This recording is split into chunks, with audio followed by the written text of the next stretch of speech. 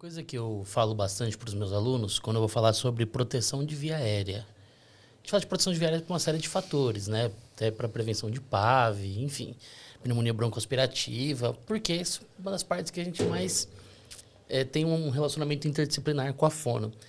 E eu falo muito sobre uma restrição mecânica que a prótese traqueal, principalmente na traqueostomia, causa sobre o movimento da deglutição.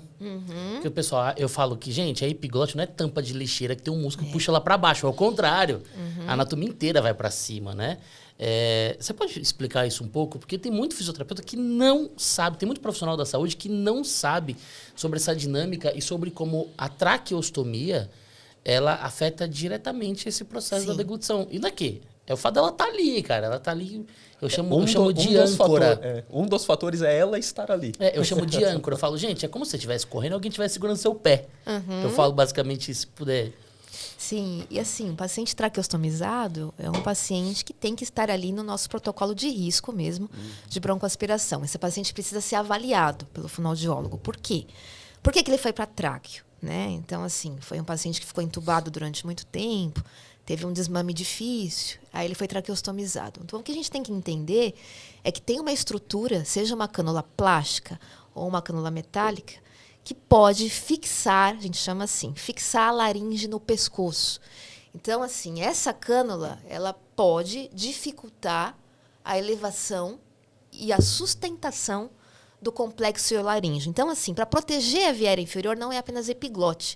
A gente aprende ali na sexta série sobre a epiglote, a gente acha que é só a epiglote que vai fechar ali a via aérea. Não, não é isso.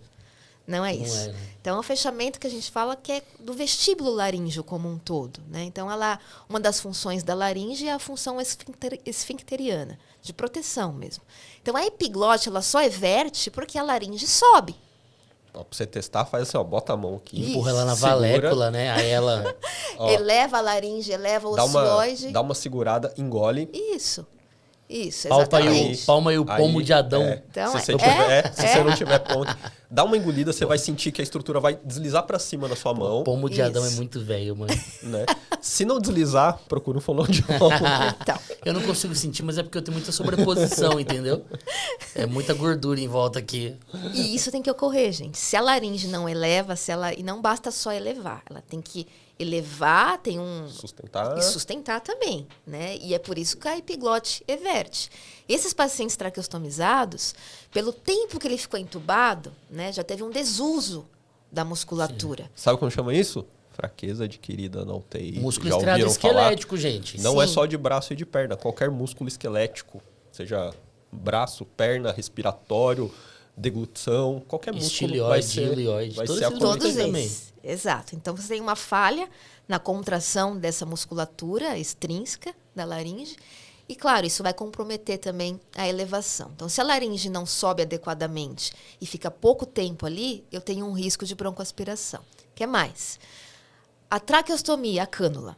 Né? Então, a gente vai avaliar o paciente, a gente precisa desinsuflar o cuff. Né? Então, essa questão do cuff ali é bem polêmica. Quem vai desinsuflar? Só é polêmico para quem não trabalhou em equipe, porque senão não tem polêmica. Então, a gente não consegue avaliar sem desinsuflar o cuff, o fonoaudiólogo. Né? Nós precisamos desinsuflar para avaliar o quê? Voz. Né? Então, como que está a qualidade vocal? Tem voz, porque tem paciente que a gente oclui e não tem voz. Né? E tem que entender por que não tem voz. E aí, a traqueostomia também vai ter esse impacto, porque se a cânula está aberta, né, isso já tem estudos, né, que colocam ali, a cânula aberta, você tem uma falha no fechamento ali, por falha de pressão subglótica positiva, a prega vocal vai fechar mais lentamente quando a cânula está aberta, por exemplo. Então, se eu tenho uma prega vocal fechando mais lentamente, eu tenho um maior risco de broncoaspirar, principalmente durante a deglutição para o líquido. Então, por isso que esse paciente tem que ser avaliado. E o raciocínio é semelhante daqueles que não são traqueostomizados, mas que fazem uso de um catéter nasal de alto fluxo, uma máscara não reinalante acima de 10 litros por minuto. Então, já tem evidência que fala que aumentou os litros por minuto, o tempo de fechamento laríngeo também é maior. Então, o risco de broncoaspirar durante a deglutição também é maior. Isso é porque esse fluxo que vem de cima, vou dizer assim, que vem da via aérea superior, é maior do que aquela tala pneumática que a gente faz por baixo? Exato. Tipo, meio que dá uma descompensada nesse Exatamente. sistema? É claro que, né, o que nós temos de evidência... o que nós temos de evidência nesse sentido são com adultos saudáveis, né? Porque não foi feito o estudo considerando um paciente, porque tem que colocar o paciente crítico no videodeglutograma. E né? não Então, é tem que todo descer, lugar não que é tem fácil como. fazer isso. Então tem que ter um transdutor nasal, né? Tem que ter todo um mecanismo. Mas é um passo já, né? É um passo. Então, para pessoas saudáveis, o tempo de fechamento glótico é maior conforme você aumenta a quantidade de litros por minuto. E nos traqueostomizados com a cânula aberta, você tem a questão, né, da perda da pressão subglótica positiva, então essa prega vocal vai levar mais tempo para fechar. Então não basta só dar o alimento, vamos ver se sai azul. Pode ser que não saia, mas em algum momento vai sair.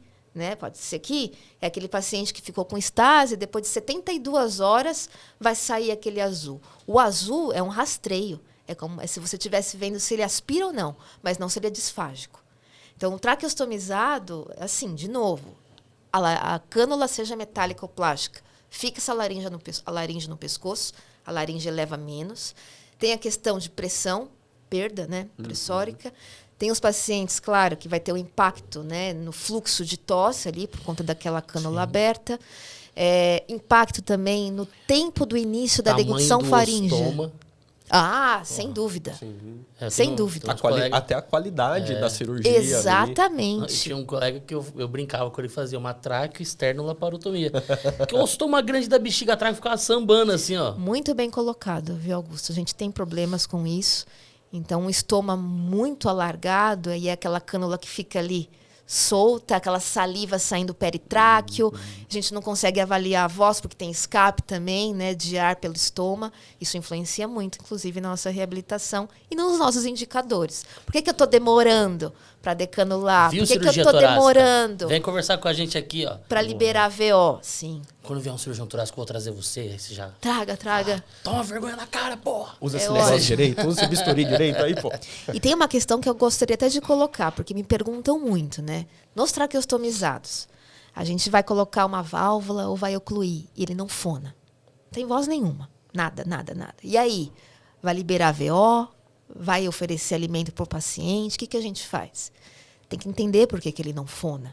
Então, ficou muito tempo entubado, tem uma lesão de prega, né? Pode ser uma paralisia ou paresia de prega em abdução, aquilo tudo está aberto. Pessoal que não é da saúde, paresia de prega vocal. Só senti de falar assim, eu já imaginei o comentário assim, lá é... Não, que o pessoal chama de corda vocal, na verdade é prega vocal, tá, a nomenclatura moderna, atualizada. Pode ser uma alteração ali das pregas vocais, a estenose traqueal, a estenose subglótica, então é por isso que não tem passagem de ar para a laringe, o paciente não fona. Até o tamanho da cânula. Isso que eu ia falar, o diâmetro da cânula não vai passar fluxo pelo lado, pô. Se eu tenho uma cânula lá, que nem, às vezes tem paciente bem magrinho, com traqueostomizado com uma 9, e aí não tem passagem. Puxa, é bruto o cirurgião, hein? Né? Então, e aí o que a gente faz? Preciso entender, de novo, a causa. Se eu não sei o porquê que não tem voz, eu não reabilito. Aí a gente pede ali uma interconsulta com cirurgia torácica. Doutor, a gente precisa de uma broncoscopia. Mas por quê? Porque o paciente não fona, eu preciso entender o que está acontecendo.